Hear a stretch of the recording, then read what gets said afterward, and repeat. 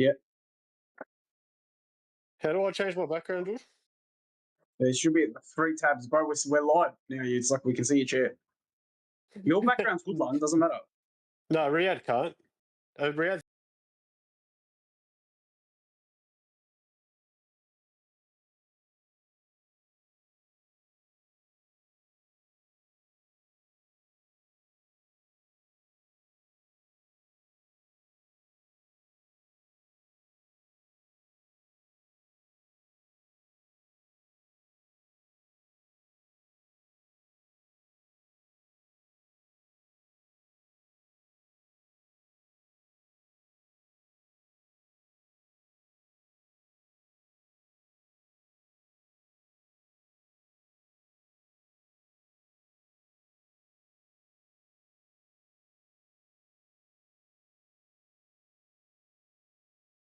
Before we start the stream. Hello, we are live. There we go. The stream's not open. Yeah, there's a delay. How long is the it's- delay, man? No, it's live for everyone else. It's a delay for us. Also, live for us, delay for them. So, just in case something happens. Hey, just quickly. It's Ruben Amorim. He'll bring the glory days. Shut up, man.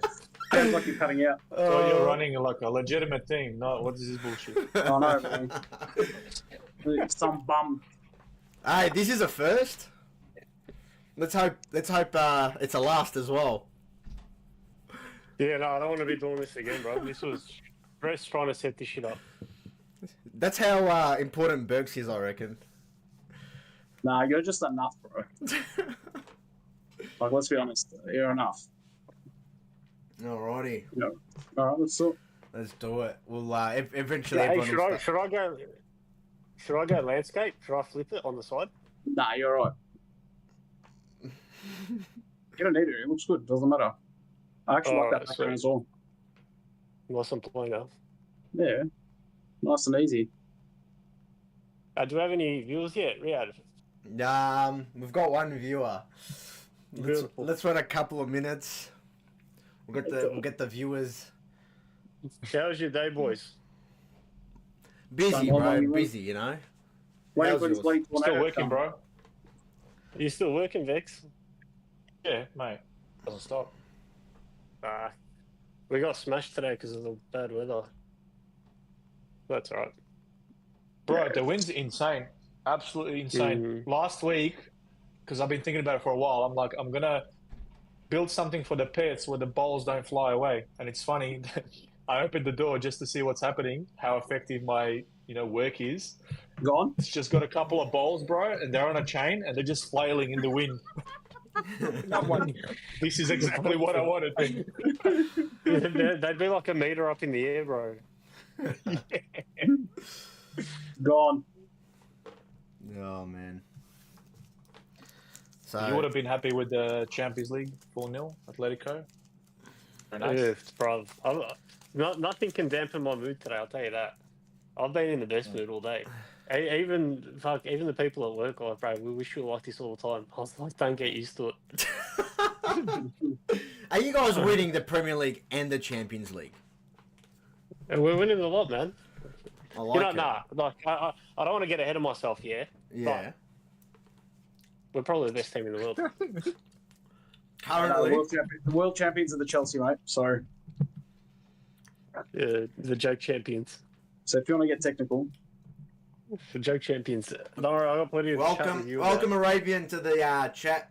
He's telling you to turn your phone to the side. Me? Yeah. what do you reckon? Oh. But that means you have to I'm get gonna out. It'll take me forever. Nah, I'm don't worry going to about set it. this all up again. I'm going to challenge LP and say that we're the best team in the world on paper. And Amor, welcome to the chat. He goes, "Who's the pleb in the Liverpool jersey?" Hello. I'm back next week, so you can take second place once again, all right?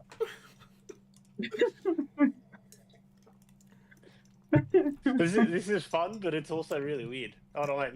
Let me try I this. feel like we're at COVID again. Nah, don't worry about Alfie. Hey, I just knew Alfie was going to be the guy to struggle with technology. Bro, it's not working. bro. I hate technology. Never mind. I told you, Alfie's only good at football and elevators. Everything else is useless. There we go. Yeah, just leave Now it. we're Just leave it, bro. Leave it. Now, I gotta. Hey, blame Arabian, bro. I don't know how to work this shit. Amor, guys, it's 8-8. I don't think it was. I'm pretty sure it was 9-8, Amor. For everyone who's curious, Who the hell's the Fufu? the Fufu. Bloody hell, Foo. Welcome to the chat, the Fufu. Yeah.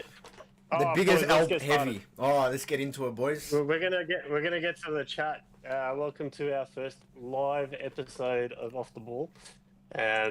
We're changing it up. Obviously, Burks is away, so we don't have anyone to edit. So we thought, why not just go live and see what happens. We've got some ground rules set, and we're gonna try to stick to them. The first one's no interrupting, whoever that was. Shut up. Riyadh. Yeah, so everyone, welcome. We're going to get stuck straight into it, and we're going to start with the biggest game from the last Premier League weekend, which was Liverpool-Manchester United. Two sides to this, and obviously having both the boys here is great. They can definitely go into it in detail, but who wants to go first? Who wants to open this up? Should we start with Vecchi and leave the good stuff for after with Riyadh? I think Vecchi is all about the good stuff. I think Riyadh should focus on the game more because, to be honest, I haven't had a chance to watch the game back again, but I have been discussing Liverpool's overall form. I have been discussing Liverpool's overall form. So I think if Riyadh discusses the game more, then I can cover sort of what I think the issues are, because at the moment it doesn't really matter who we play. We're sort of seeing the same patterns over and over again. All right, well then let's start with Riyadh. Riyadh, your first time in Abrahim's tenure that he's gotten 2 back-to-back wins. Yes. This being your biggest rival ground is even bigger than just a regular 2 wins would have been. So take the floor, bro. Give us from, the starting lineup to what you saw, how the game went. Mm-hmm. The floor is yours, my friend. So just to put it out there, this was our first win at Anfield since 2016. So coming into this game, I thought if there's a time to try to steal some points off Liverpool, it would be now, with their recent form. So it was quite massive for us to actually go out there and win. And we've showed a lot of character, because especially this season where we've gone ahead and then the moment we've conceded a goal, it's like every other team feels like we can now win this game, and we haven't showed enough character where we can actually ride out a game and secure the 3 points. So that was something that I was really impressed with, showing enough character to still push ourselves, go for the winner. That was great. So, Mbeumo scored in the first 2 goals, which was a great start. Cody Gakpo leveling the game in the 78th minute mark. And then obviously Maguire scoring the winner from Bruno Fernandes cross, who I thought had an okay game until that cross. He was a bit average. But look, man, the key factors were the way we played. And it was probably something unusual, because I don't know if you guys have been watching United, but there's a lot of build-up play in the process. So obviously, keeper playing to the defenders, trying to build that play up, and then trying to, find those pockets and attack. But for the first time in a while, I saw something that I haven't seen before. And I don't think Senna Lemons actually played... Hey? You're muted. A win. No, I don't think Senna Lemons actually played from the back once that whole game. And at the start, I go, all right, he's going long, but is it because Liverpool are kind of pressing? Is that why he's a bit under the pump? But even when we weren't under the pump, and even when Liverpool weren't pressing, he'd still go that long ball every single time. And I don't think we won that ball the first time at any moment. And then I go, hold on a second. I think we're trying to exploit Liverpool here.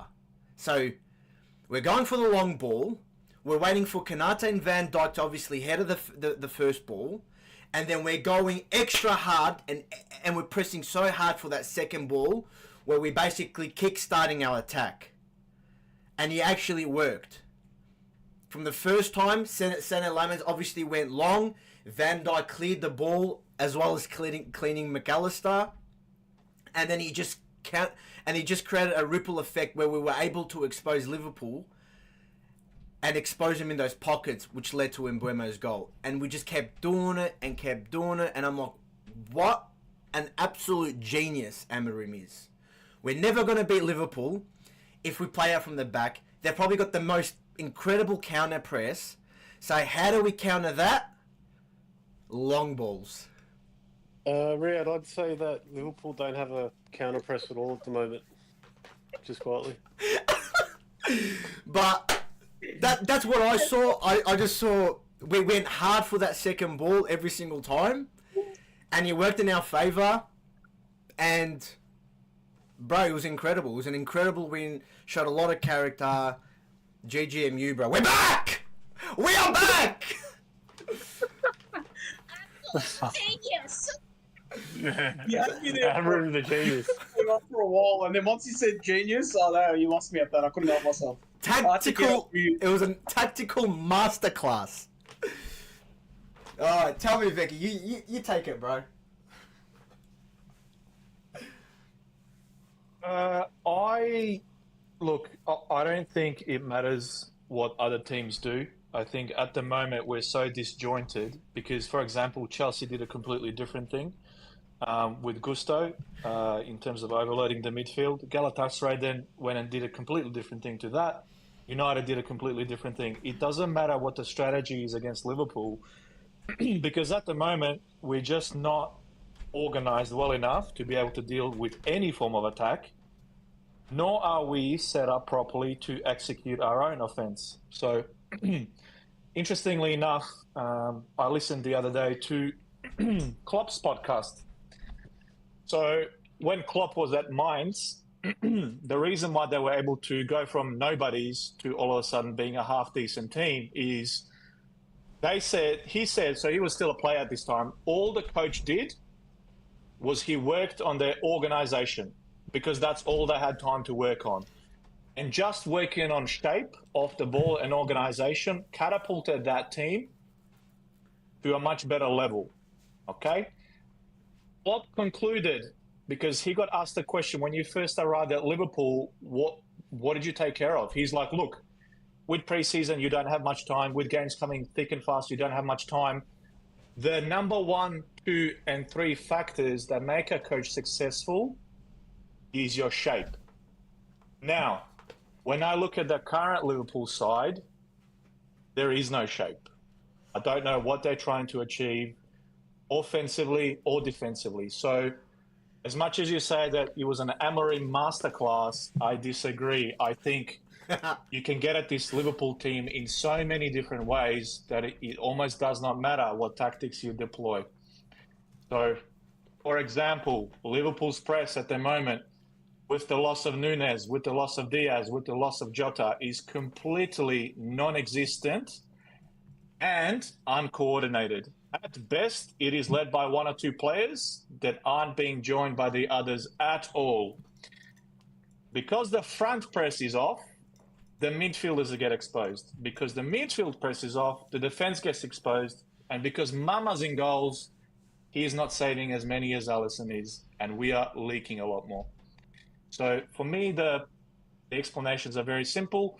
That's just off-the-ball stuff. We also have a lot of on-the-ball issues, which have caused a lot of unforced errors in possession against United. So there's a hell of a lot more detail that I can go into, but my counter-argument to Riyad will be, it doesn't matter who we play, it doesn't matter what the tactics are.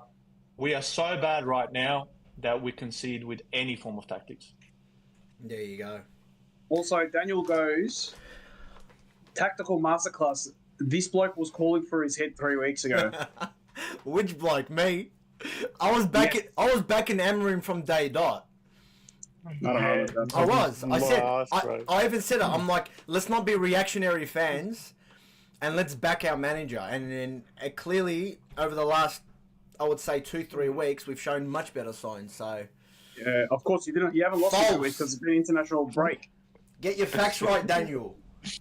Nah, bro, you literally said it on one of our previous podcasts. You're like, I'm done with him. It's over. Get him out. That's it's not time true. to move on. That's not It true. is, bro. It's literally. I was sitting Bro, next to I you in never the said pod. that. I never said that. Yes, you. Bro, No, I was no, no. sitting next to you. What I said is, if we lose Amarim right now, I won't care as much. But I never said we should get rid of him.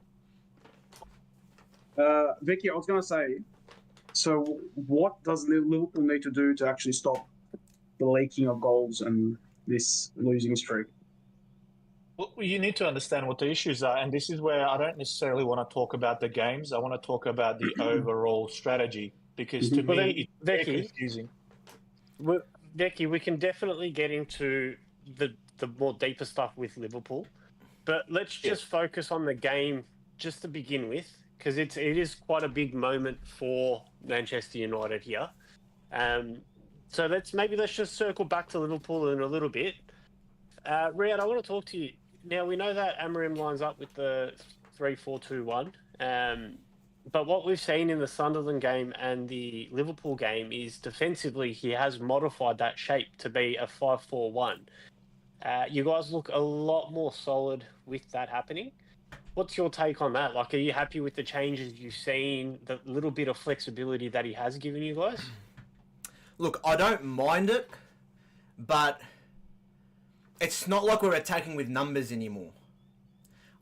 I don't know if you remember, but when we played our first couple of games of the season, and obviously we weren't getting the results, but we were attacking with a lot of numbers, man. Like, we had 5-6 players attacking, and obviously on the counter we struggled, and I think that's what he was trying to like balance that counter.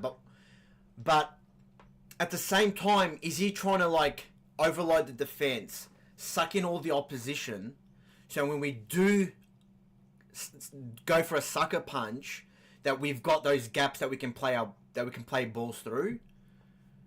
Do you know what I mean? Are they questions? No, like that's what I'm thinking. Like, is that something that he's trying to create, where if he overloads the black, so clearly he's inviting the pressure, and it's giving our attacking players more room to attack. That's the only thing I would say that it's probably helped with. Personally, I don't like my team to be too defensive. When you play with 5 defenders, that's literally half your starting 11 in the defense, and it kind of takes out your wing backs out of the game as well. And I mean, he's been playing with 5 defenses since he got there. Yeah, but our wing backs were more progressive. You're also getting roasted in the chat. You're getting what? Yeah, Riyad's getting roasted in the chat. Yeah, that's Oh, right. okay. That's all right. We'll get to the chat in between games, I reckon.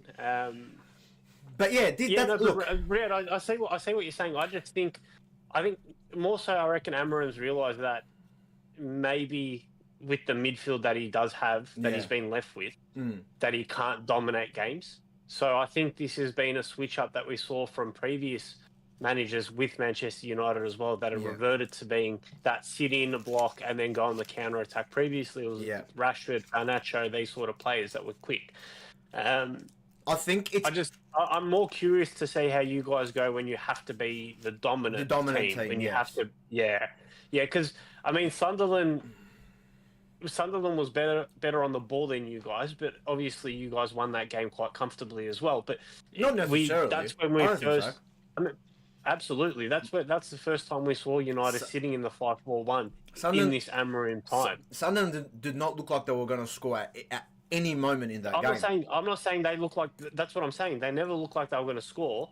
But what I'm saying is, you guys sat deeper, allowed them to come onto you, and then you went for the counter. Do you know what this feels like? It feels like Amarim has conceded, in a sense where it feels like Ten Hag, bro.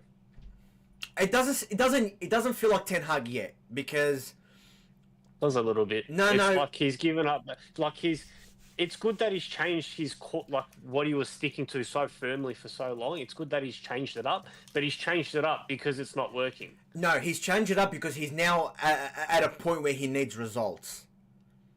That's what I mean. Like, Yeah. this is what happened with So Ten Hag that's- as well. Ten Hag came in talking about, we're going to play the Ajax style of football. We're going to play this possession-based, blah, blah, blah. But the difference And between Ten results Hag... didn't go his way.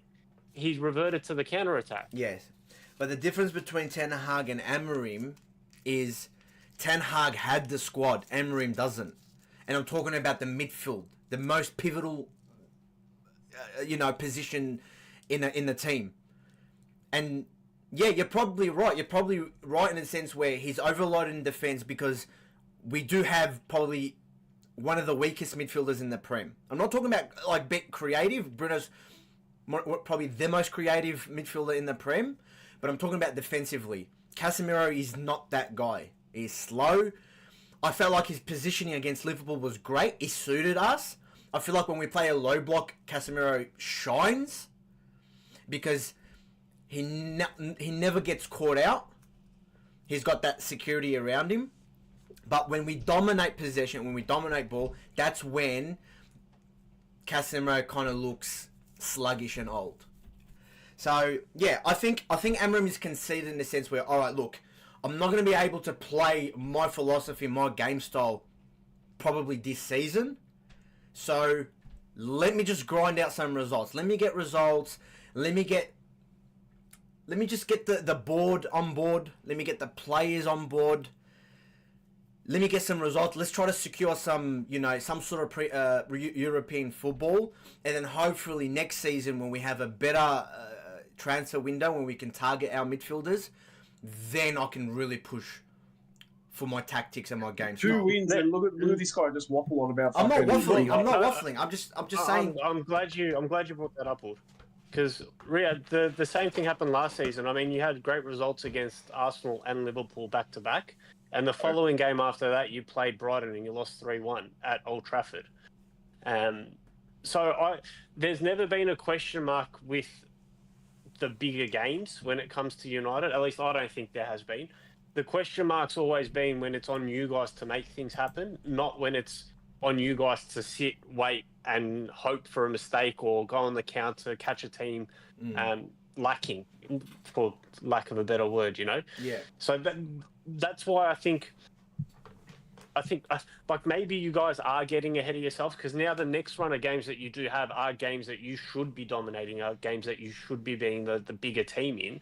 When I really want to see. Yeah, that's where I really want to see what happens with this United team. No, we should, but bro, this is United, so this club will never fail to surprise me.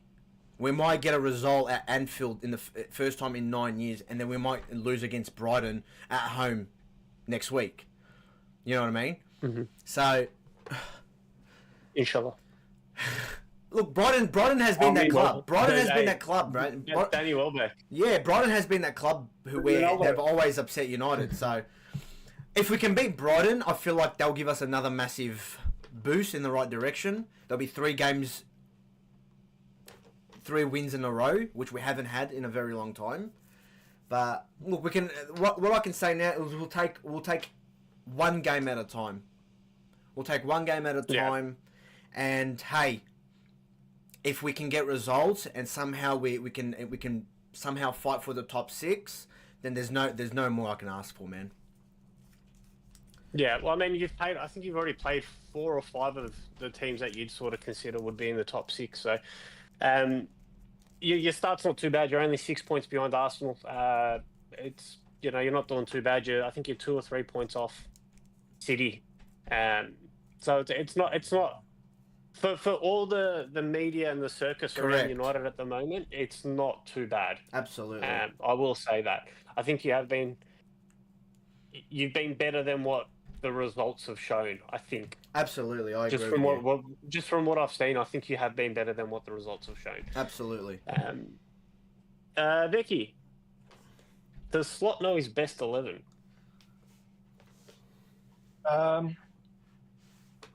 I don't know if he does. And I feel like during this time where obviously it's a bit of a crisis, I think he's not doing himself any favors by picking players that are clearly out of form and not picking others that are clearly in form. Now, when I really think about it, there's only one reason he could be doing that.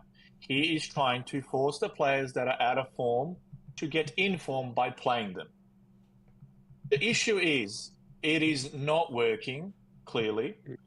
And number two, what message are you sending to the players that are in form? And I think one of the biggest examples I can use, considering the amount of times that he's got to play, Chiesa has 2.5 goal involvements per 90. And he's not anywhere near this it's like team. every 40 minutes. It's crazy, I don't know it's like if he's every got 40 minutes. pictures of Slot, doing something naughty or but the guy cannot get in this team, and I have zero idea why. Another one that you could say is Ekitike.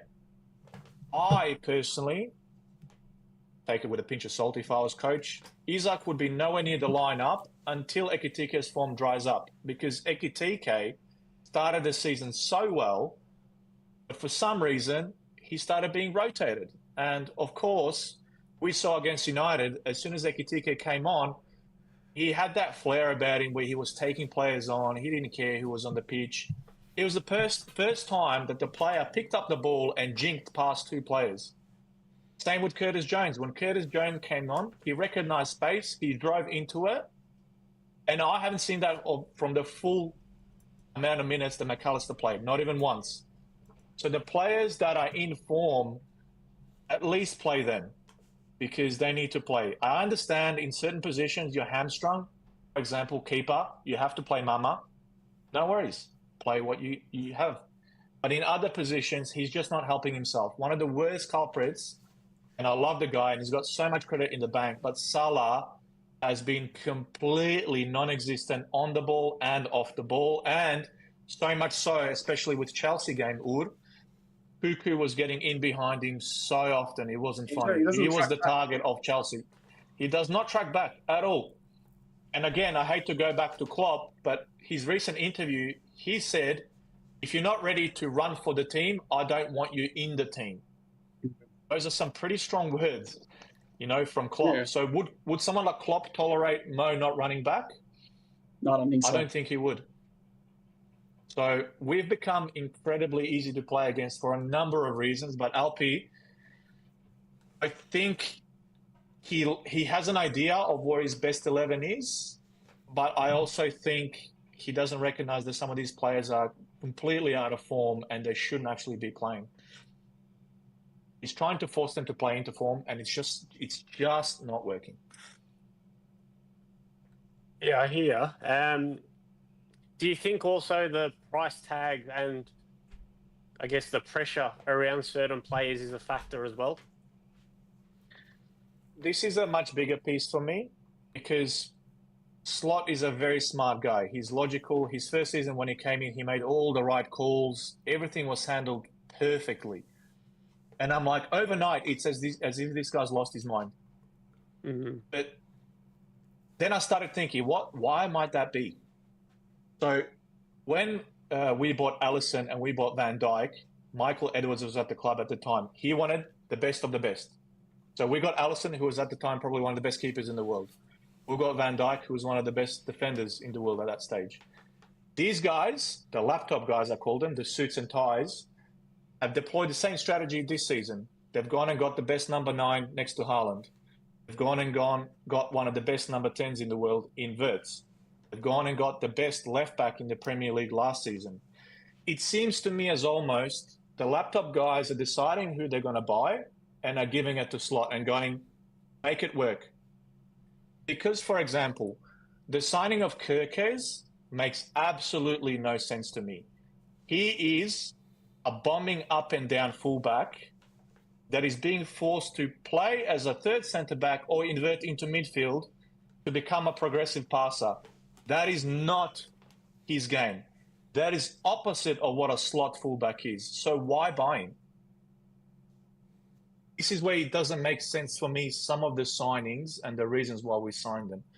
Why are you signing Kirkes if you're not going to use his strengths? Why are you blunting his strengths? It's the same with Frimpong. I don't understand why we have two attacking offensive overlap fullbacks, but we're inverting them. What is the point of that? So I don't know how good the overall strategy of Liverpool is and how good the relationship between Slot and Michael Edwards and the transfer guys is, because there seems to be a little bit of a mismatch for me. That's what I'm seeing.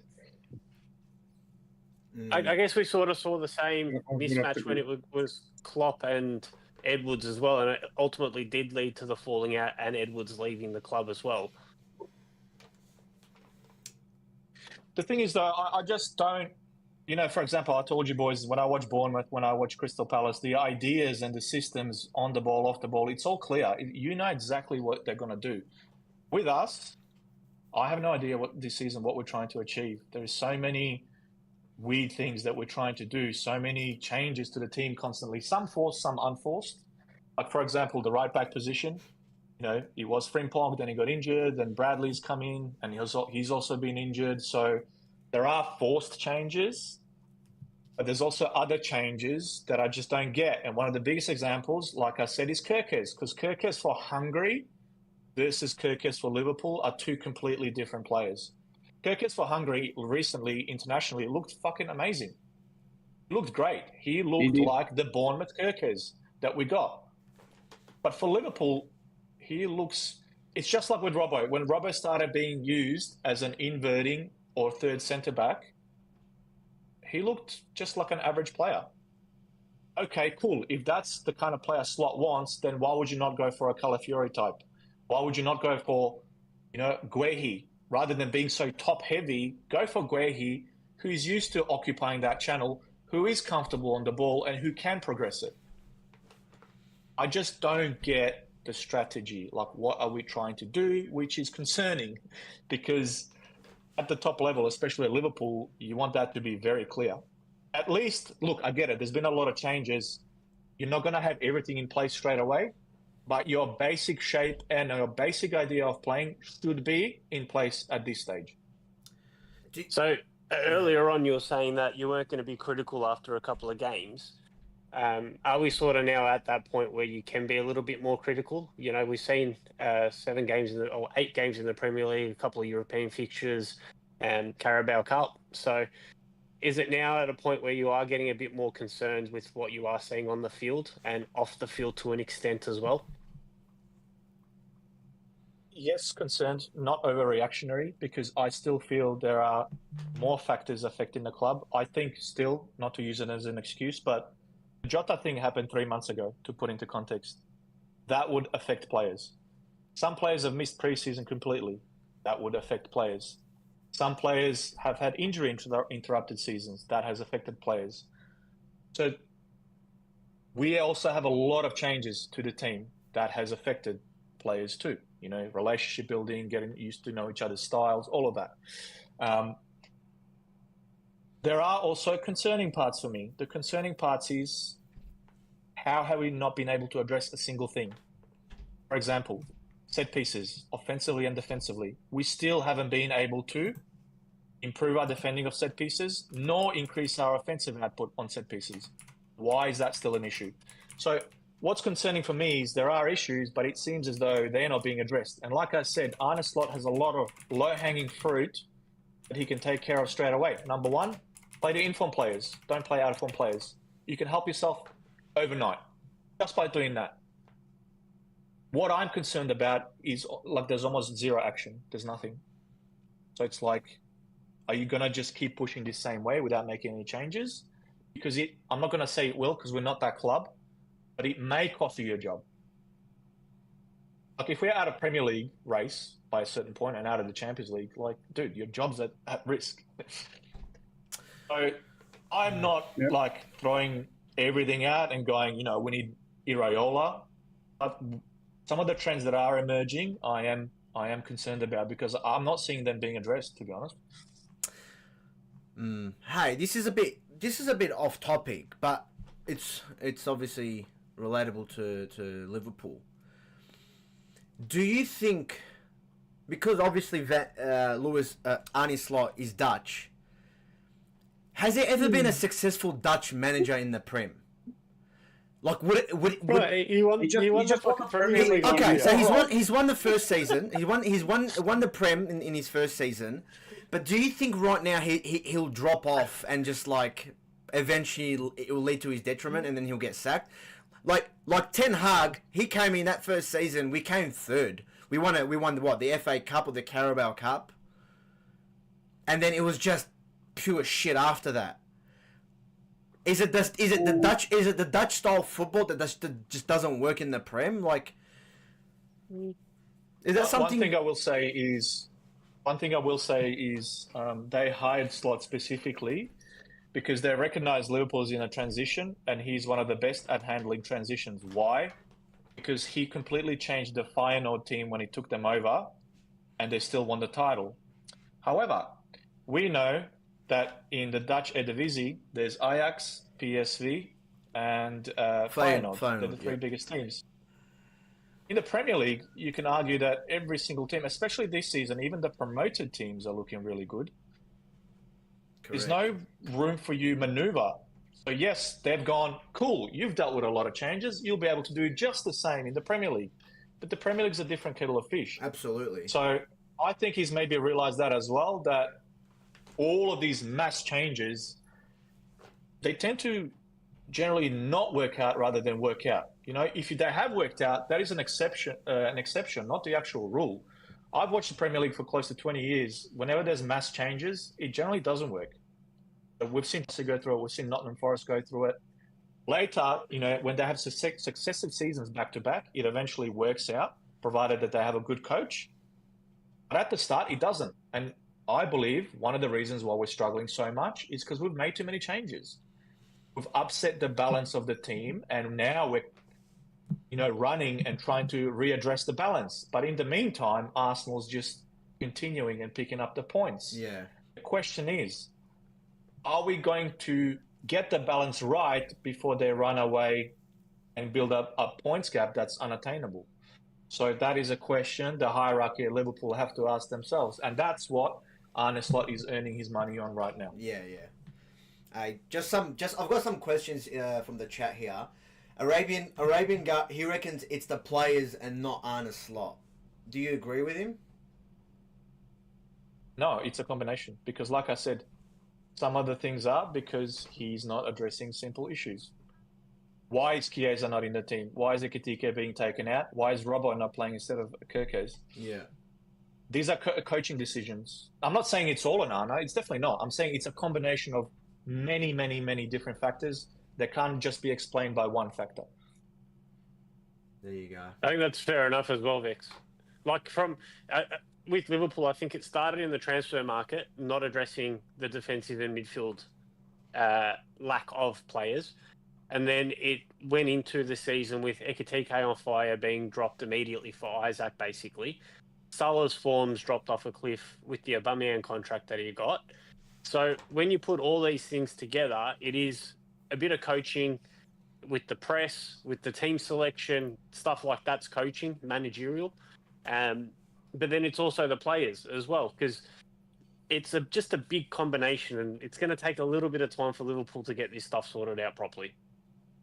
Yeah, I wish I could say to you it was one issue because it's easier to solve and have, you know, have the team back up and running to how it needs to be. But there's just so many issues that need to be worked on, and managers often quote the lack of time they get to address a lot of these things in training. So, like, for example, to turn it another way, if we look at Arsenal at the moment, they've got so many ways of skinning a cat. Like, you know, for example, deliveries of set pieces are brilliant. Even if they were shit at finishing those chances, the delivery is amazing.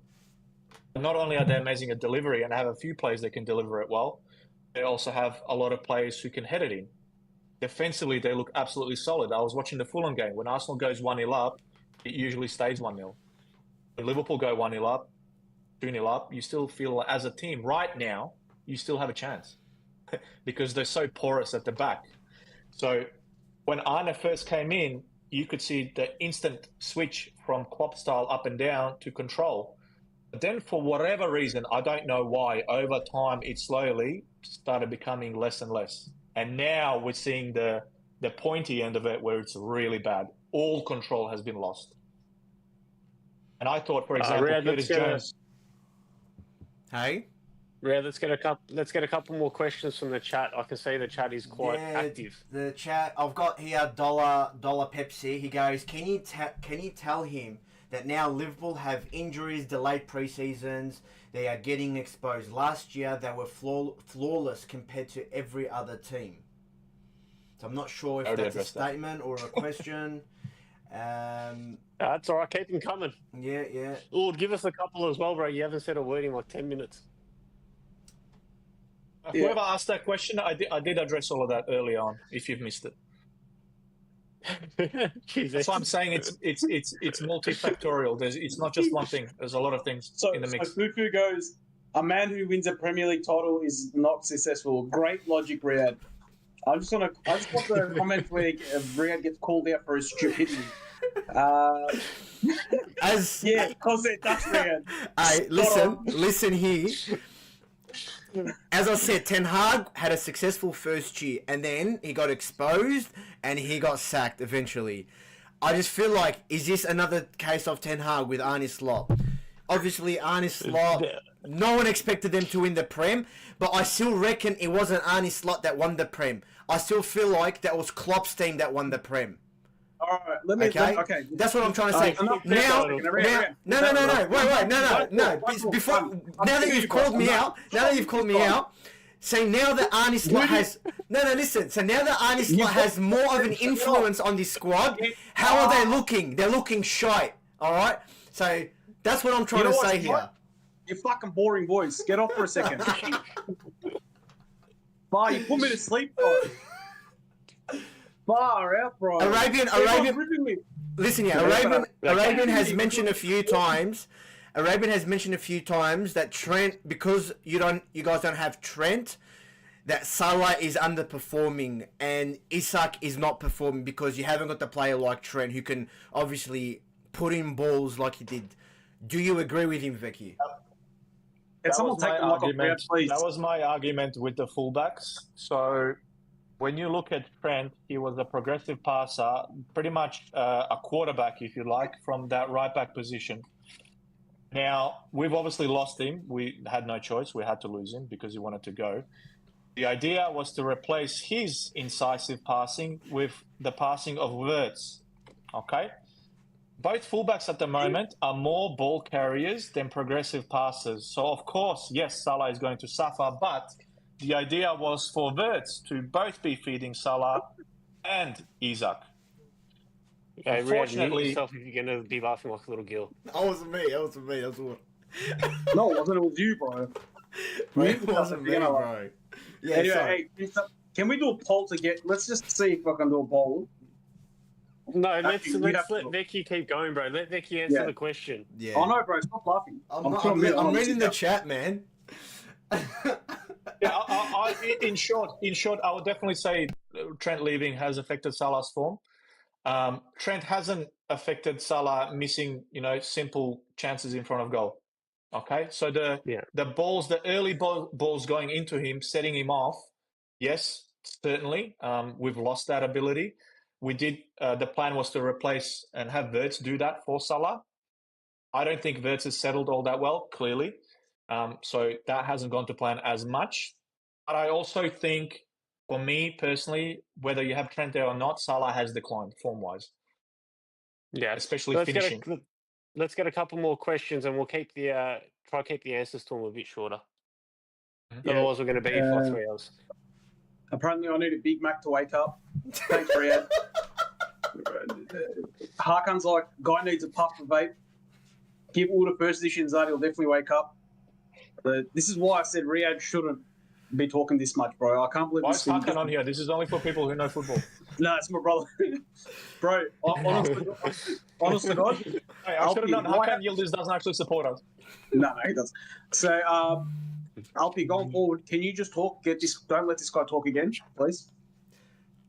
I actually fell asleep. Hey, I can't see the chat. The fufu goes, I don't think Liverpool spent enough money. I don't know. Do you guys agree?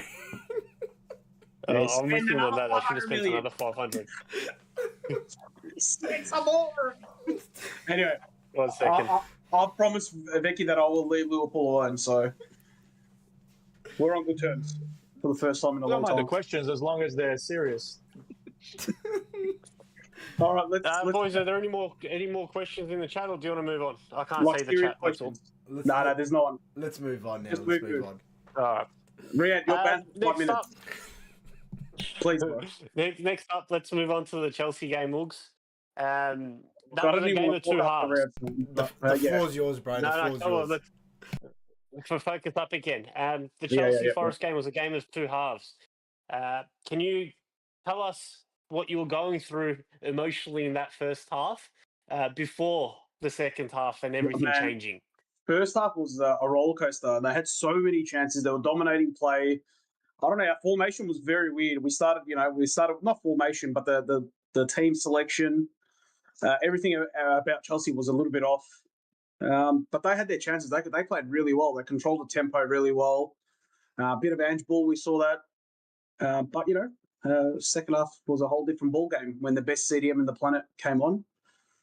It changed the game around. So thank God for that. But it was honestly, I was about to eat the bait. That's how nervous I was during the game. But yeah, it was good. It was good. It just shows that we can change a few plays around at half time and get the result. So the players that came in to start the game.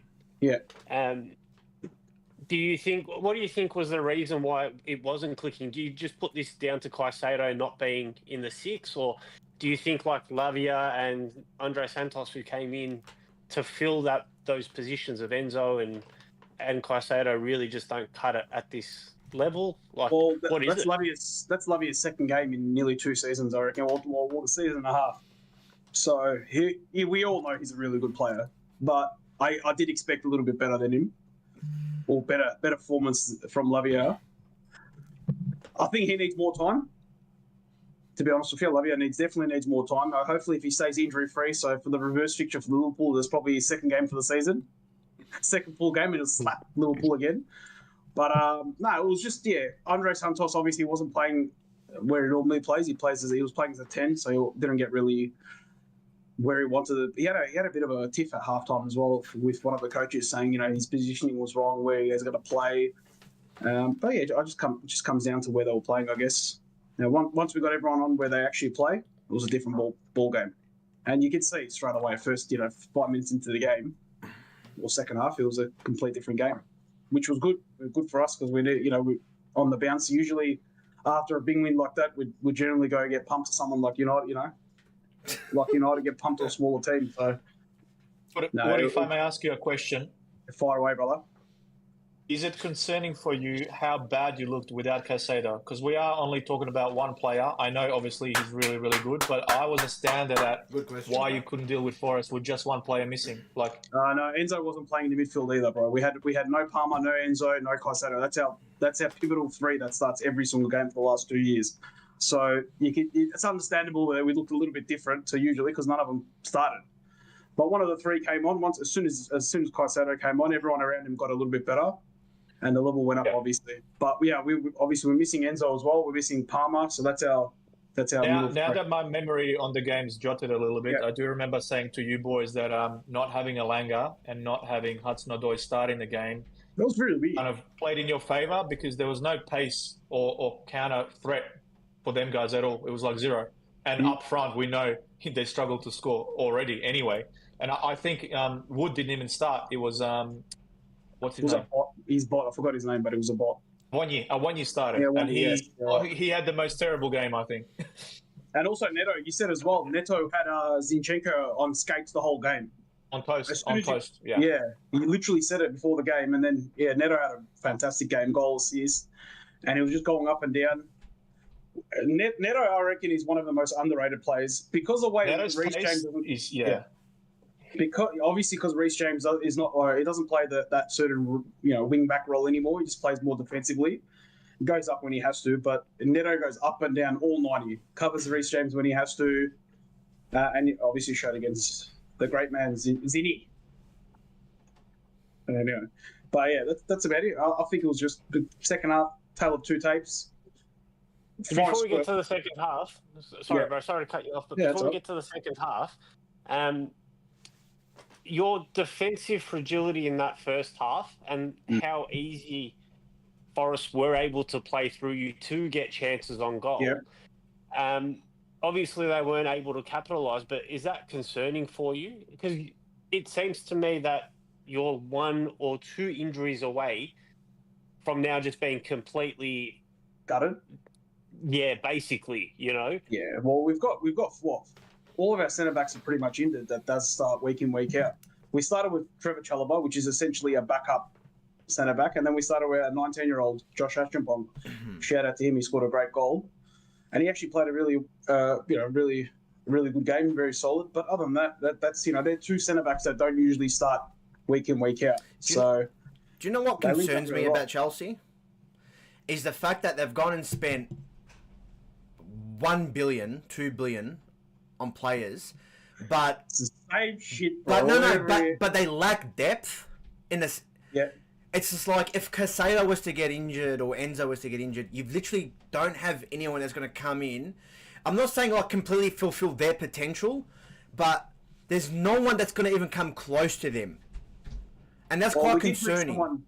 We did bring a player in with the same profile as Caicedo. Obviously, he's not going to match him, but Asugo essentially came in to play the same role, which he has at his previous club, but he got injured as well, so he's out for pretty much the whole season. Lavia is not up to scratch, so obviously he's got to take a little bit of time. So we just got to hope no one else gets injured, and we just got to hope that we just keep getting red cards. What did you make of Trevor playing at the left centre back? What do you think about how essential a left-footed left centre back is for Maresca's system? It's massive for us because Colwell obviously plays our left centre back, and he just plays. Everything goes through him generally from the back.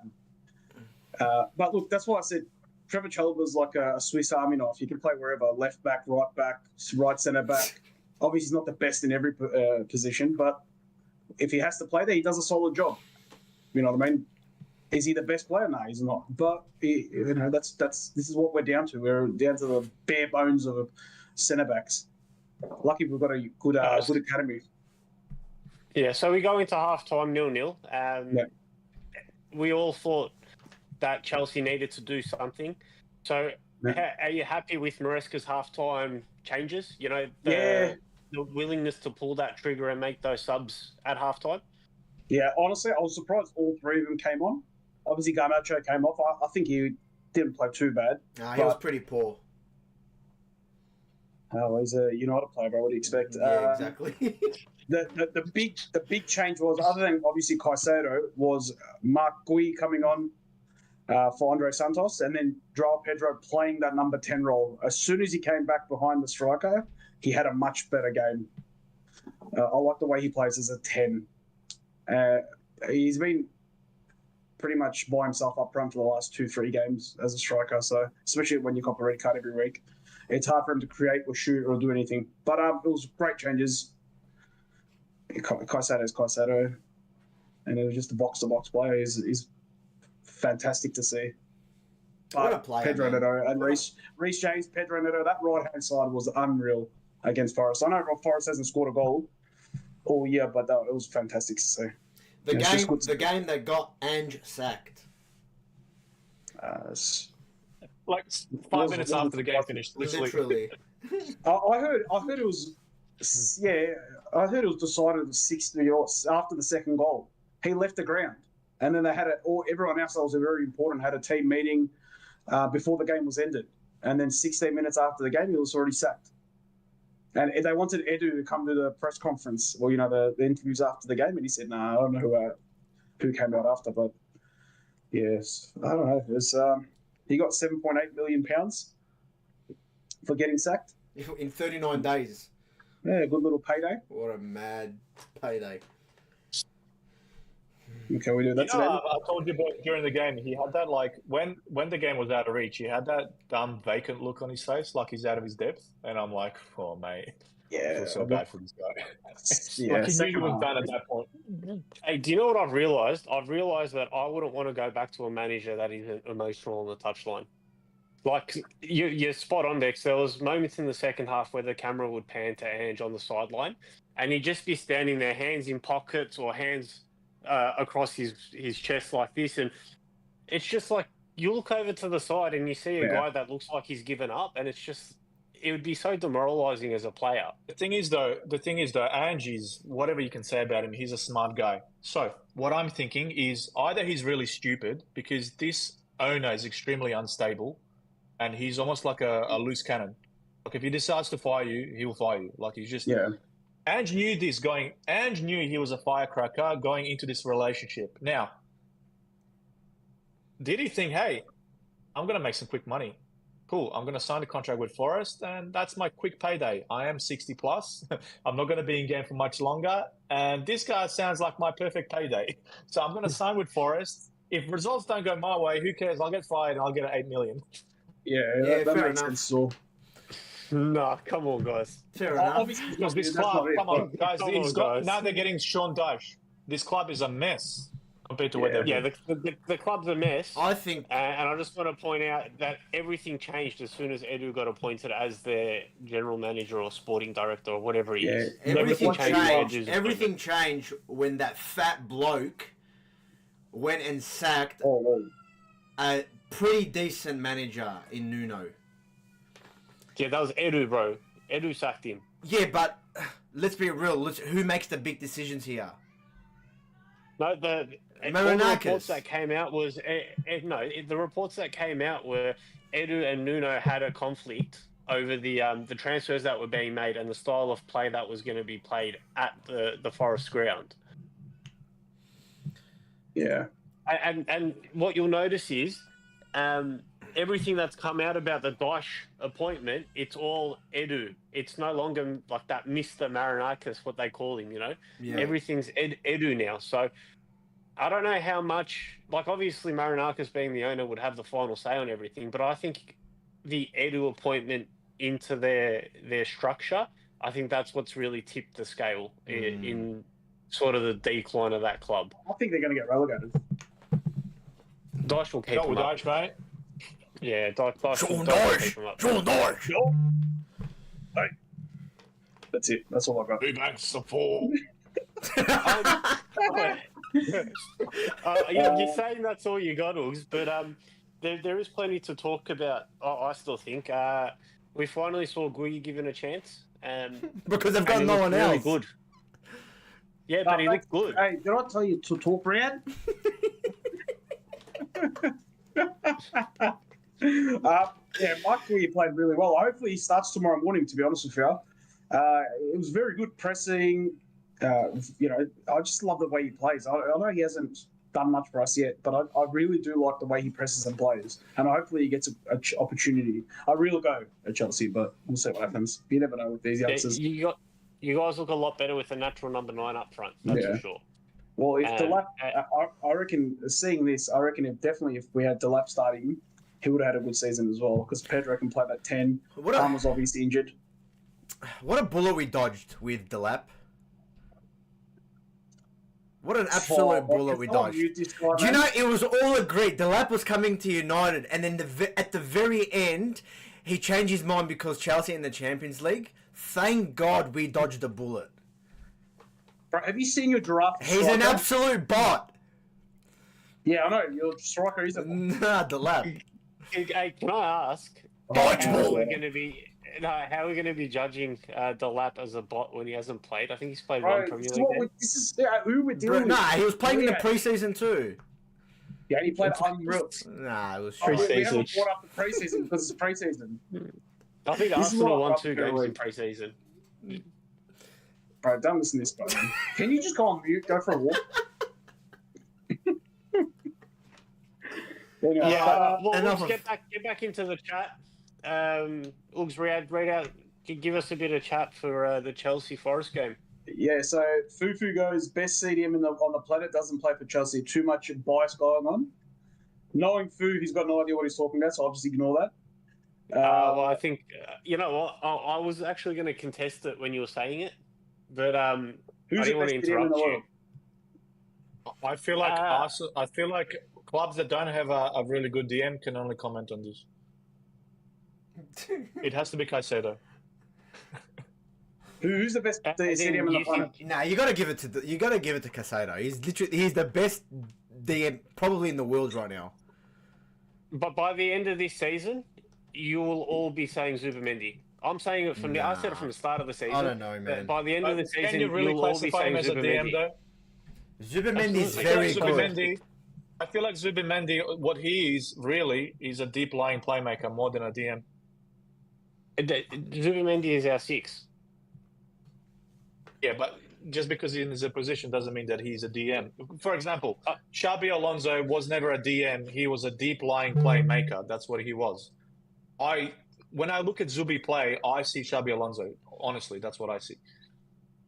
Who's That's fair enough. Zuba? But what I'm saying is, Zubimendi still does everything that Caicedo does. He breaks up play. He gets the interceptions. He makes the tackles. He commits the fouls. He does everything that Caicedo does as well. But he's got more to his game going forward. He's a complete metronome. He is watching him week in, week out. He is the most underrated player in the Arsenal squad. I will say, if there's ever a switch between Caicedo and Zubi, for me, I have to see Zubi do that in big games because I've seen Caicedo carry plenty of big games for Chelsea. I just haven't seen enough of Zubi. But what you're saying is the sample size, it will come over time eventually. Yeah. So that's, yeah. By the end of the season, we'll all be saying it. I'm telling you, Zubimendi is unbelievable. Everyone in the chat. The last player I saw, like Ooh. you said, as a deep line playmaker, the last player I saw like that at the Emirates was Cazorla. There's a few people in the chat who are obviously clashing heads. Arabian reckons Casado is definitely the best CDM right now. The Fufu saying Rice. The Casado couldn't be. Alfie's not saying right now. He agrees right now, yes, Caicedo, but later it will be Zubi by the end of the season. That's what he's saying. I mean, Rice in terms of Rice's position has changed a lot in the last. Yeah. Rice is. I see Rice more as a left centre mid, an 8, but when they play in a pivot together, he is a bit more of the defensive. I mean, he's all action, so I wouldn't call Rice a 6 anymore, a CDM. I'd call him more the Steven Gerrard type, all action, all phase midfielder. Yeah. The Fufu goes, did you watch it, Zubi, this morning? Looks great. Unreal.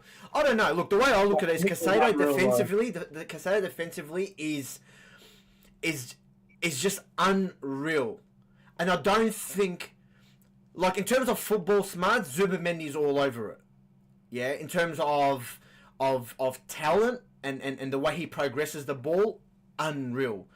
But when you look at both defensively and attacking, I think Casado is the perfect CDM in the world. But you've also had a larger sample size of seeing Caicedo. Nobody's watched Zubi in Spain. You know what I mean? You've only seen Zubi for Arsenal a few times. If you watch Arsenal games, I love to watch other teams play, and I've only caught Zubi a few times, and he looked good. I've watched Caicedo since Brighton days, so there's a larger sample size, which definitely influences your decision. I'm not saying Caicedo's not. He definitely is for me still right now. Mm-hmm. I agree. Right now, definitely. All right, let me ask you a question. Completely. Let me ask you a question. Right now, say you have Gravenberch who's been injured, who's gotten himself injured, and you've got the option to buy either Casado or Zubimendi. Who are you going with? But this is the thing. Every single one of those players is different. But that's the thing. It depends what you want I don't want you to in that position. I don't want you to I don't want give you you an example. to dive into it right now. A play that you want right now as the CDM. Who will it be? Okay. Who's going to fix the problem? Caicedo I like because he's got. I don't think anyone comes close to him with defensive ability-wise. Zubimendi is a progressive passer. I love his intent, his incisiveness. He's brilliant. He sees his vision. Beautiful. Grav, you can squeeze him in like the tightest corner. He'll figure out a way to wriggle out. He's really press resistant. My personal preference, I like the destroyer. Therefore, I would love Caicedo more. Mm. My favorite player is also Xabi Alonso. Progressive passer. I was just about to say It's a hard one for me. I wish Zubi had like the tackling and all of that. For me, then it would be clearly Zubi because I really like his ball progression. So it's a hard one for me to answer. Ideally, you'd want all three, a blend of all three players in one player. Yeah, If you put Zubi with Kante, fuck, that'd be fuck all. See, that's the thing. Is Casado reminds me a lot of Kante, and it's just like that's what Chelsea's got. Actually, that's a good question. How would you compare the two, Oogie? Would you say one's better than the other, same level? Who would you prefer to ultimately have? Obviously, Kante. Kante is. You would have to, because I've seen more of us. You've seen Kante for how many years, winning Premier Leagues for Leicester, Chelsea. Kante for me is number one. Other than Makaleli, I reckon Kante is better than Makaleli, even though Makaleli has a role named after him. That's maybe because we've been watching Kante longer. I was a lot younger when I was watching Makaleli, but Kante can just do everything, man. Towards the end, he had finishing. He was, he's still finishing in Saudi. The guy was an engine, didn't stop. Completely. Darwin Núñez is finishing in Saudi. Yeah. You're right. Núñez is in Mitrovic, who's like 45 years old. But the game, the Champions League game against City, where he just completely didn't stop running all game, 90 minutes, completely dominated. Rodri and that City team. So Kante for me at the moment. That's the interesting part. No one's even mentioning Rodri anymore. Well, no, His injuries completely taken away his reputation. You got Dollar Pepsi, who's obviously trying to talk about Rodri.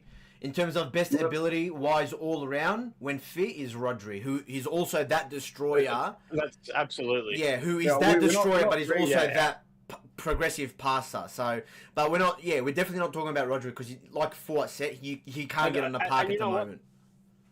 You know what? That's bad of us because Rodri, when fit, is still the world's best six in any sort of aspect of the game. Yeah, but let him get on the park. Caicedo's a shin kicker. So. What's next, boys? Any more questions from the chat? If we take it out of the Prem and go worldwide, what are we talking about in terms of the best DM? Is it still some of the players that we're discussing? Riyadh at Soccer Sevens. Vitinha? Who? Riyadh at Soccer Sevens. You can't come near me, bro. Yeah, you're the cheeky guy. Anyway, Becky, Vitinha? You know what? Actually, next worldwide, the best six. That's actually a really tough call to make. Genuinely, it's a really tough call. Vitinha plays everywhere, so it's like, fuck. Yeah. If you offered, say Real Madrid was in the market and they could buy any player they wanted, they would obviously go buy the best six. I think they'd buy Rice. You reckon? That's how I... Why do you think, in your opinion, why do you think Rice is the guy? Because he can do everything. There's nothing that Rice can't do to a top level. I'm not saying he's the absolute... Yeah, but no, I'm not saying Rice is the absolute best at everything. I'm just saying that Rice does not have a shortfall in his game. There is nothing that Rice can't do as a six, as a player. So I think if Real Madrid were like, we're breaking the bank, we're signing the best midfielder for that role, I think they'd go for Rice. Here's a question I have for you. If you could only pick Rice or Zubimendi, who would you pick? For what? For you to have as your six. To have as your You can only pick one. If I could only pick one and I was stuck with them forever, probably Rice. It will have to be Rice. Is that purely based on sample size of games, what you've seen? Like, is there not enough in the pudding for you to say Zubi? Well, I definitely haven't seen. I definitely haven't seen enough of Zubimendi to give like a complete, 100% sort of answer. But it just goes back to, I don't think I've seen Rice have less than like a 7 out of 10 game ever for Arsenal. Like the guy is just consistent. He does everything to like an exceptional standard. Obviously, you get the set pieces with him as well. Like. He runs for 115 minutes, never stops intensity, never drops his intensity. Sorry, who's this? He's just complete. Who's this? Yeah, they said Neves. What about Neves? They're talking about Neves here in the chat. No, I'm saying, what about Neves as well? He's very, saying he's very underrated. Unbelievable. Definitely underrated. Unbelievable player. with PSG players, man, like we see them. Obviously, they dominate the league at PSG. It's just always Champions League is one thing, but I think if we saw those players consistently in a more competitive league, we might not see them flourish as much as they are at the moment. Like it's a hard one to make because they win the League One every year, so it's a hard one to really call. Yeah. That's actually a good one. Realistically, we watch them for like poll. do a poll, but with those players outside of the Prem, for us four anyway, we might see them for like 10 or 15 games a season. Whereas the players in the Prem, we're seeing, week in, week out more so, because that's what we watch. And they also said Kimmich as well, but Kimmich we already know he's a freak. I think Kimmich is a better right back than DM. 100%. But he can play I think everywhere. he's an unbelievable right back. Yeah, he can definitely. play everywhere at a very good standard. Yeah, that I agree with. It doesn't matter. It doesn't matter who we watch or who we've watched. I think one player that we all love to see, no matter which club we go for, is Thiago, ex-Liverpool, ex-Bayern. Watching him as a six was one of the best things that I've ever seen in my life. If he can just stay injury-free, that bloke, he would have been phenomenal. That's what he does with the ball. I haven't seen anyone do what he does with a ball. I agree with that as well. Tony Cruz, towards the end of his career, was a 6, wasn't he? Yes, Cruz plays a 6 for his whole, an 8 for his whole career. Yeah. Boys, is there anything else in the chat that we need to bring up? No, I think that's everyone's kind of Dollar Pep wants us to talk about City a bit. Do you guys want to add anything onto City? Because obviously they've been under the radar, in my opinion. No one's been really like mentioning or talking about City, but I feel like they one-man team. Actually, someone else. Yeah. Who wants to elaborate on that? I'll go. Whether you agree with this or not, this is what I think anyway. For whatever it counts. Haaland has a tendency to always start seasons well. He's on fire. I feel City largely, despite all the signings that they've made, they're being largely carried by Haaland's unbelievable form. He gets a sniff of a half a chance, he's putting it in. They've made a lot of signings. I think they've gotten their invisibility factor and the fear factor that they've lost when they went through that bad run. Teams have stopped having a go now because of Haaland's form. They're scared. Even someone like Doku is playing really, really well. Probably his best start to a season that I've seen. They've got that fear factor once again. However, when I look at their defense with all the young players that they have playing, like Rico Lewis and there's the other tall guy, I forget his name. I think they can still be gotten at defensively. However, because of this fear factor that's now back, no one's having a go anymore. What will be interesting eventually, if it does dry up, is when Haaland's form and goals dry up. Then we'll see the real City and how they cope with the Premier League, in my opinion. So far, so good. Although, like Oogie pointed out, I feel like it's largely riding on the coattails of Haaland's form. Haaland. Yeah. Do you think? But they do look good, and I want to give credit to Pep because no one thought Pep would be able to change up from what his typical system was, but Pep's flipped that a little bit on its head, and they look a lot better for it with the players they do have available. 100%. Yeah, and you also got to remember they've got a lot of new inclusions in that squad too. Mamush came off the bench today. He finally after injury, and so did Cherky. Both of them came off, and he looks very fit. So Cherky's lost a lot of weight. Yeah. I feel like they've really pushed him to train hard in the background. So there you go. He's Haaland the best player on the planet at the moment, along with Mbappe. Along with Mbappe, definitely. Oh, and Kane. Kane, yeah. I can compliment Kane now because he doesn't play for Tottenham. Kane, he played CDM against Dortmund the other day. I've never seen anything like it. A 32-year-old. He played everywhere. 6'8". He went up top, came back. He was unreal. I reckon Haaland, Kane, and Mbappe for me, top 3.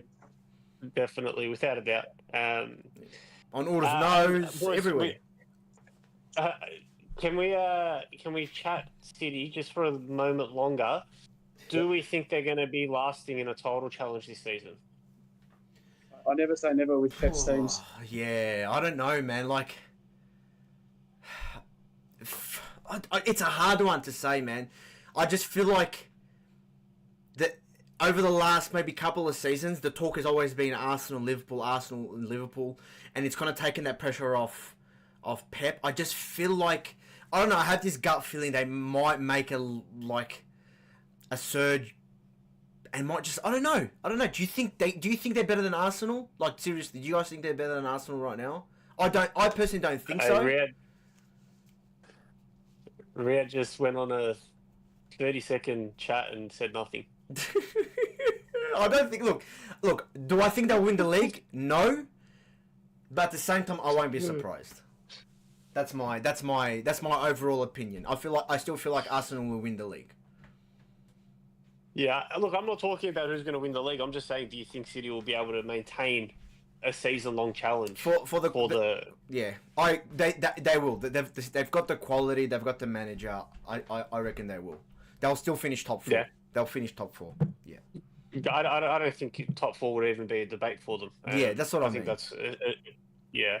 I think everyone would sort of agree. City are probably one injury to Haaland away though from being in a bit of trouble because he is unbelievable at the moment, Unreal. and we haven't his first season he came in. We saw numbers like this, but it's 12 games in a row now with a goal, which at least a goal, you know. Yeah. So crazy stuff, man. City look good, and like you guys are saying, they're just going about their business under the radar a little bit. Yeah. So is Bournemouth, man. Bournemouth have just honestly surprised a lot of people, man. And Rhea started talking. I thought I'll have my break. Yeah, bro. Your break is still. You haven't finished your break, bro. You can still go. Go half an hour, bro. Bro, he spoke for 30 seconds. He said absolutely nothing. So what do you just moving us along, boys? Let's get into Arsenal, LP. Let's speak about Arsenal. Tell us. Yeah, all right. Tell us your views on the weekend. Didn't we talk about Arsenal? No, we haven't. No, we haven't. Oh, yeah, all good. Sorry. I won't make the Arsenal segment too long tonight. Another set piece goal. Anyway, the Arsenal game for me, coming back from the international break, going away to Fulham, which has been a little bit of a difficult fixture for us the past couple of seasons. I did have slight concerns, a little bit. And those concerns really came to air the first half of the first half. So for the first 25 minutes, we were making really we were making mistakes that weren't really something that I'd seen from us this season. Gabby Magalhaes gave the ball away a couple of times trying to progress it. There was a bit of miscommunication as well in the back line. So I was like, hold on, what's going on here? We've come back from an international break and we don't look like the same solid unit that I had seen. Wilson was taking advantage of that. You know, he had a pretty good start to the game, and Fulham looked like they were going to be competitive for that. At least for that first bit, they looked pretty good. So after about 25 minutes, Arteta made a couple of changes in the way that we were building up, and it looked a lot better after that. Everything started to click. We were progressing the ball a lot quicker. We were moving it through the thirds and pushing Fulham back into their box, and that's how the rest of the game went, to be honest. I think Fulham had one or two counters after that, but for about 70 minutes of that game, it was just Arsenal suffocating them.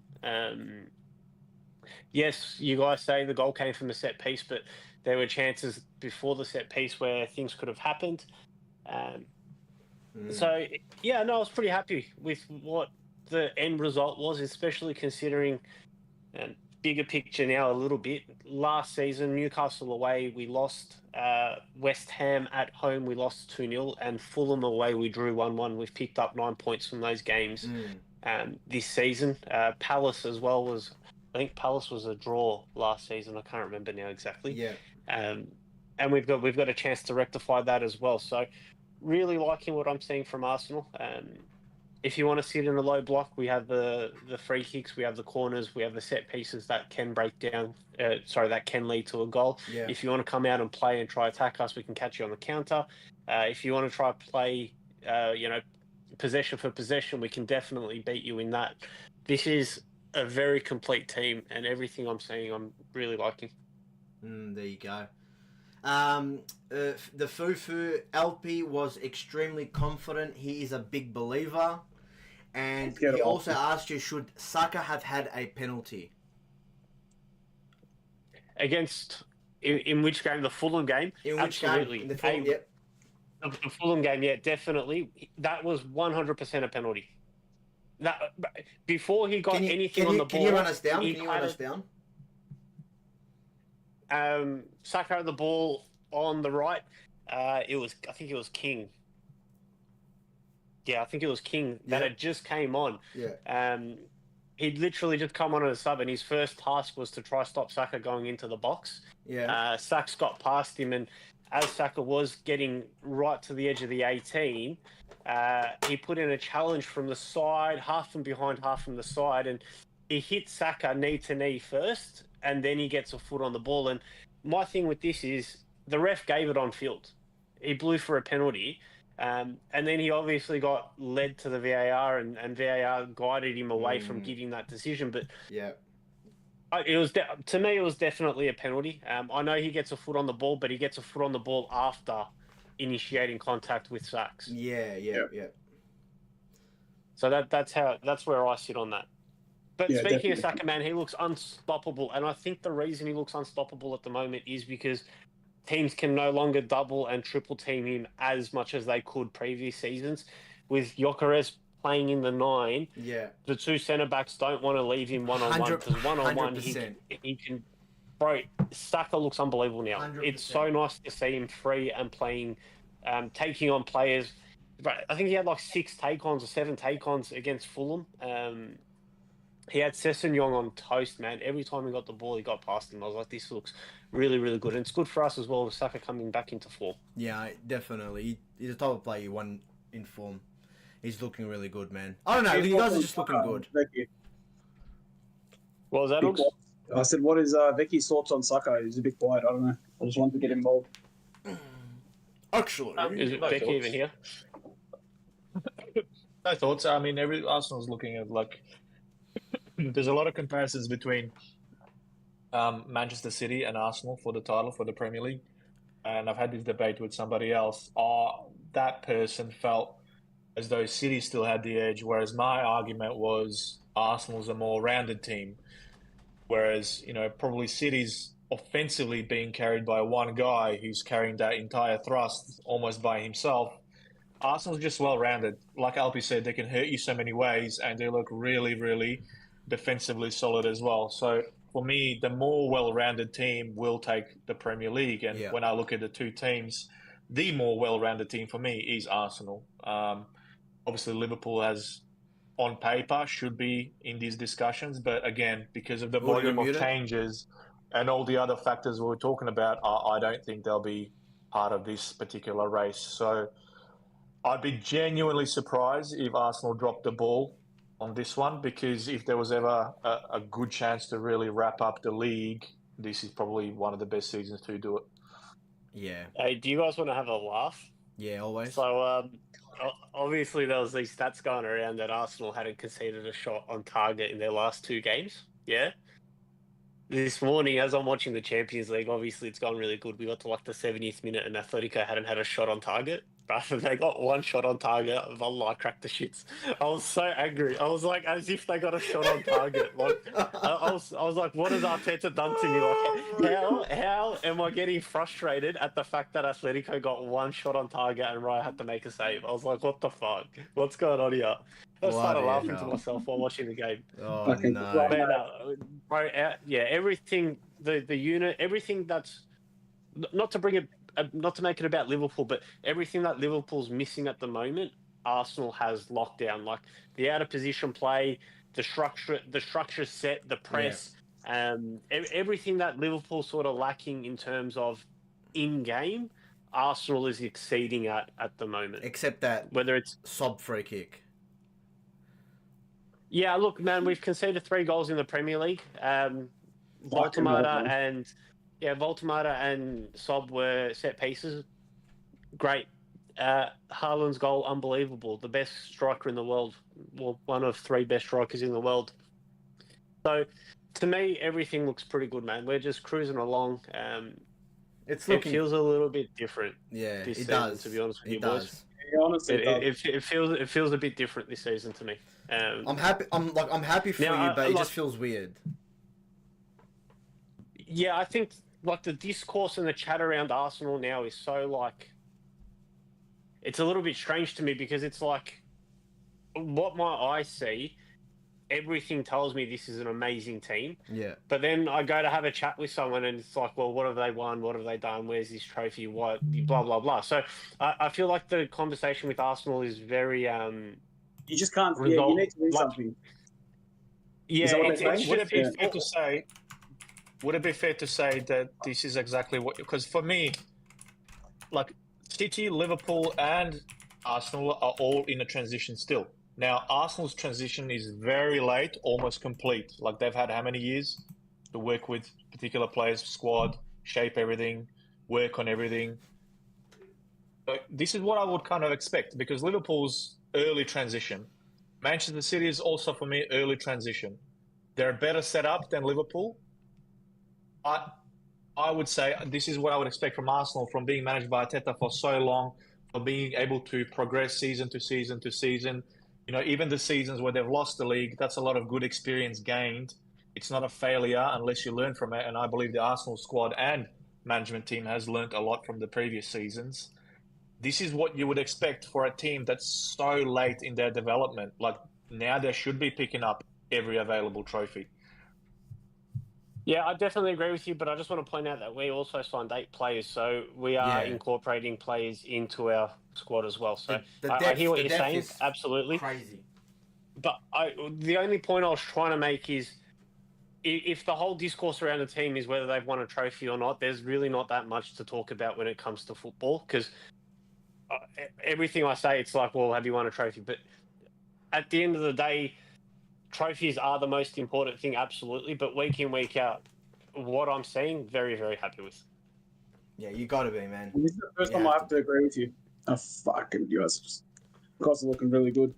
Like a well-oiled ticking Amazing. machine. That's out of Absolutely. interest, LP, Well, because I really see you winning the Premier League, but how do you feel about based on what you've seen, how do you feel about your Champions League aspirations and who do you really see as the top challengers for the Champions League? Because, you know, I could name a few sides that I think would probably give Arsenal a very good game. Not saying knock them out, but, you know, I'm looking at your PSGs, your Barcelonas, your Bayern Munichs. Who do you see as that sort of big threat towards you getting your first European title? I think if you really sort of break it down, you'd probably be looking at like about 4 or 5 teams realistically. And all of them have previous European heritage that we don't. So I don't think you could ever really say that Arsenal is the favourite for the Champions League or anything like that and be honest with what you're saying just because we haven't won it before. So how many teams do I think can beat us over 2 legs? Not many, to be just from what I've seen. But, I mean, PSG won 7-2 this morning. Barca scored 5, I think, or 6. Inter Milan scored 4. So, I mean, Bayern Munich look great in their league. Kane looks unbelievable. So, there's definitely teams out there at the upper echelon of that European competition. Well, But if the question is how many teams beat us over 2 legs, it'd be but 2, 3, maybe, Well, maybe. Like, If that, is there a team that you would absolutely want to avoid? no, interesting. Yeah, Fuad That's always a good sign a season's going well. Yeah, no, has honestly, come no, out with a like, banger. Here What's he saying? goes. Without being biased, Arsenal win the treble. Massive. That's coming from an Arsenal fan, so he's not being biased at all, guys. Yeah, without being biased from an Arsenal fan, we win the treble. That's what he's saying. Is that food? Yes. yeah, that- true. Can we just kick the guy out? I don't know, man. yeah, Look, well, bro. Anything is possible. It's just like the way they're playing. Yeah, bro. When you know, Their depth, their transfer business. It just feels like this is their season. Winning the treble, honestly, might be a possibility. And that's me that's coming from a United supporter who has absolutely no bias I Yeah, need then to sort of everyone just goes, bring, yeah, bring, it's not. bring the level down a little bit. I need to bring the level down a little bit. I think as fans, we all need to be excited. As Arsenal fans, we should all be excited by what we're seeing. We should all have high aspirations because of what we are seeing. But let's just game by game, yeah. Week by week. Hypothetically speaking, Arsenal do win the treble. Don't show up to the show. What are you doing? What are you doing, LP? I want to dive into what you are doing if Arsenal win the treble. Honestly, I'm driving to Faulkner. Becky, you're forget it. I'm Me? driving straight What to do you mean? Faulkner. Yeah, you. No, you, because I didn't let you enjoy your league win last season, but you betcha I'm going to enjoy my league win at your doorstep. If it's if it's a thing You're that's gonna wrapped go up, I'm going to Faulkner Cemetery and I'm pre-digging a plot for myself. No. I'll be very humble, boys. Don't you worry about that. Very humble. Up. Humble in all your asses. Yeah. Let's get through the rest of the chats and then we'll wrap up tonight. All right. Boys, by the way, Eintracht Frankfurt tomorrow. If we don't get a result, I'm exiting the group once more. Nothing. There's nothing much Arsenal related, but Amo. No, not Arsenal. Just whatever's in the chat. Go through it, and then we'll Amo's asking, did we see Rashford's goals this morning? Unreal. What a player! Very good, and Firmino also got a hat trick and looked good. Yep. And you know what that means? United shit. That's it. Bro, we're the reverse. We're the like a United now. This is Dollar this is a weird Pep. feeling. Dollar Pep goes. Savinho top 3 winger for next 10 years. Relax, bro. What do you guys reckon? I don't even think he's a top 3 winger at City. Let alone. Yeah. Oh, you City fans, bro. But thank you, Dollar Pep. Thank you for that wonderful comment. I've got a question for you guys. Do you think Bournemouth will continue this form? Do you think they'll surprise everyone and secure themselves a European competition? What do you guys reckon? I think they make the top 6. You reckon they'll continue this form? Yeah, I think they'll finish top 6. Form-wise, I don't know, but they'll make the top 6. Wow. I think with Bournemouth, whatever you say about lots of changes within a team and not being able to cope, Andoni Iraola has shown that you can do it, because that Bournemouth team has lost so many players, entire back line essentially, and it seems seamless. If anything, they seem like they're actually playing better. Yeah. So absolutely I don't think he gets enough credit as a coach. Yeah. I think the job that he's done, along with Glasner, has been absolutely fantastic. And here's an interesting fact, because I did listen to a large interview with Oliver Glasner. Did you know, boys, that he's actually never had a history prior to Palace of playing 3-4-3? No. Yeah, change it up. So he's gone and looked at it and gone, well, fuck, this is the best formation I can play on the squad based on the squad available, and that's what he's done. But now you sort of can't see him with that 3-4-3 system. Sorry, Becky, I'll pause you there. You can continue what you're saying. Any last questions from the chat before we go to our winners and losers? Any last questions? Fire away. Yeah, Becky, continue, bro. Yeah, I've got nothing else to say. I just wanted to shout out Iraola, and I wanted to shout out Glasner as well. Bournemouth's form completely depends if Iraola stays the season or if he gets picked up by someone else. That's all it depends on, because his system and the way he sets that team up will consistently. Do you think consistently give results? Out of Glasner and Iraola, which coach do you believe will make that next big move out of those two managers? Iraola. Based on? He's Spanish. He's from the Basque region. Iraola. Wow. There you go. All right. That's what I'm basing it on that. Once Arne gets sacked, he'll go straight to United. And with Semenyo as well, do you reckon Semenyo's going to Liverpool, or do you reckon United will go try January, again? I hope they're going to try and get him. To who? Liverpool? Yeah. Is there any other questions from the chat? No, that's it. At the Chat's moment good. there's no more questions. So let's wrap Awesome. it up All right. Well, with your winners and thank you losers. to everyone who's. Let's do winners and losers. Winners and losers. My winner is Maguire Massive. for turning it around, and my loser is Ange. Well, actually, no. My loser is Marinakis. Yeah, that's who I've got. Marinated fucking guy looks like a overloaded Souvlaki. Anyway, Vicky, who's your winner and loser of the round? My winner is Aston Villa for that beautiful goal that they've scored as a team. Great team goal. One of the best goals I've seen, honestly. My loser is Liverpool. We keep rotting. The bleed's not stopping. So tomorrow morning, I'm expecting actually some major lineup changes, and I doubt that we're going to see them. Yeah. And Oogs? What's that new guy from Newcastle? Voldemort. Waldemade. He's not. Fucking Voldemort. Oh, what a goal!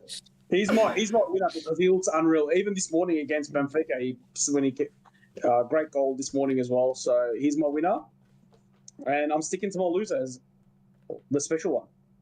3 losses on the Mourinho. 3 losses on the trot with Benfica.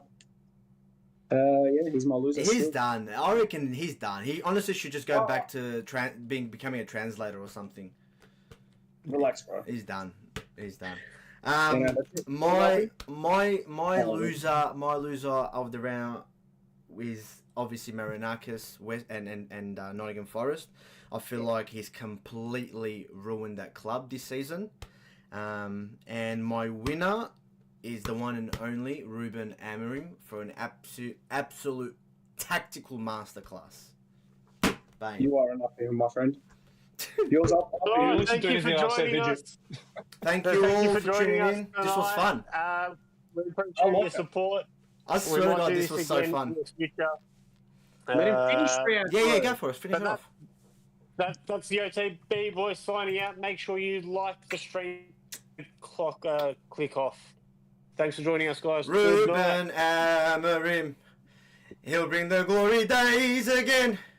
We'll back you from the Stratford end. All right, sign us out. I don't want to do shit. Bye. See ya, boys. Bye.